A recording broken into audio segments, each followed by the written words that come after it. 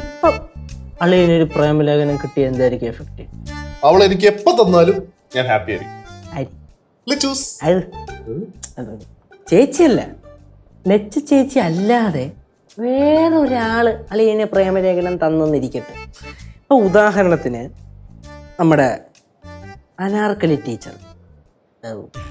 Teacher അളിയൻ്റെ ബാല്യകാല സുഹൃത്താണ്. അതേപോലെ തന്നെ അളിയനോട് ചെറിയൊരു ക്രഷുള്ള ആളാണ്.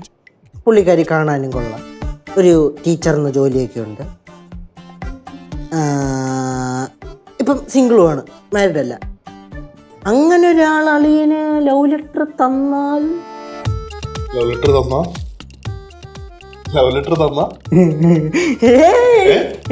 എന്താണ് നിനക്ക് വയ്യേ? അല്ലേ വയ്യ അല്ല അതല്ല, നിന്നെ തേച്ചാ അങ്ങനൊന്നുമില്ല. ബോധമില്ലേ? ഉണ്ട്. ഉണ്ടാ?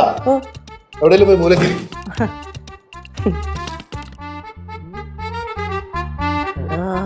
ഇതിപ്പോ ആരിത്? ആർക്കത്? അവൻ അവക്ക് എഴുതിയതാണോ അവൾ അവൻ എഴുതിയതാണോ? യാവക്ക് എനിക്ക് അറിഞ്ഞുകൂടത്.